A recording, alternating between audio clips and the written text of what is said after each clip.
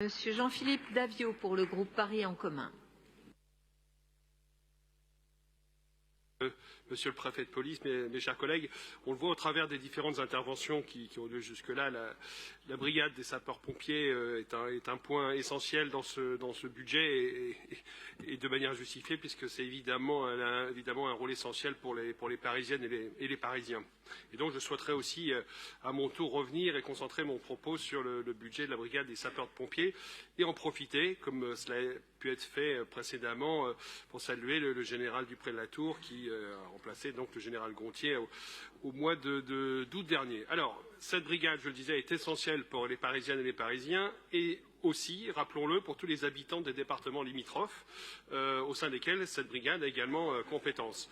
Cela a été soulevé, mais j'y reviens. Point d'inquiétude en 2022, le nombre d'interventions sera sans doute aux alentours des 500 000 et on dépasse là la capacité théorique d'action de la brigade. Ce nombre est beaucoup trop important et malgré un travail mené par notamment des mesures d'adaptation en interne et un rapprochement avec des partenaires de santé pour permettre de faire baisser le nombre d'interventions. Mais ce travail reste à intensifier pour alléger la pression sur l'activité de la BSPP.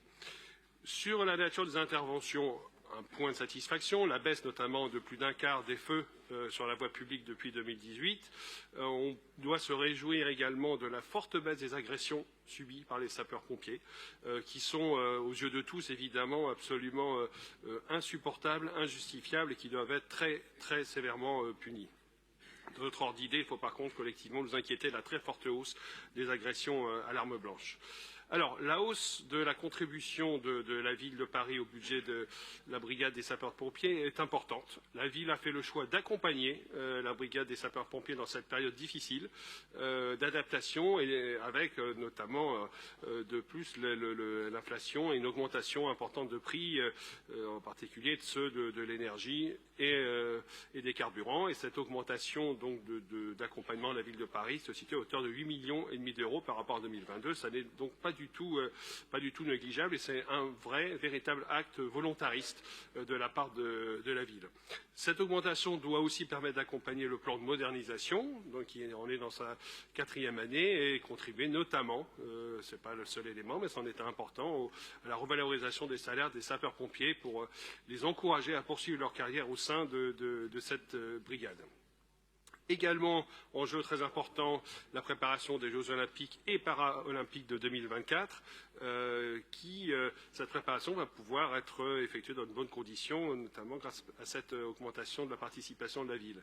Évidemment, la brigade sera un acteur majeur de ces événements et les Jeux olympiques nécessiteront une mobilisation complète et une disponibilité très importante de cette brigade pendant 80 jours, qui va donc avoir une nécessité d'adaptation à cette période tout à fait spécifique. Et la Coupe du monde de rugby qui sera, cela a été dit, mais on peut le repréciser, évidemment une sorte de répétition générale de ce moment très fort de notre vie collective que seront les Jeux olympiques. Je voulais aussi souligner l'engagement de la brigade des sapeurs-pompiers. Ça n'est pas sa vocation première, mais son engagement pour prendre sa part aussi dans la lutte contre le réchauffement climatique avec un premier véhicule de secours à victimes électrique livré au mois d'octobre, ou l'annonce de l'objectif de baisse de 10% de sa consommation énergétique en 2023. Voilà, c'est une contribution à la mesure des possibilités, mais qu'il fallait souligner. Donc, au total, la brigade des sapeurs-pompiers bénéficie cette année encore du plein soutien de la ville de Paris, comme le montre ce budget, et nous devons évidemment continuer à tous agir pour que les pompiers travaillent et vivent dans les meilleures conditions pour être au quotidien, pour continuer à être au quotidien les sauveteurs dont nous avons tous besoin.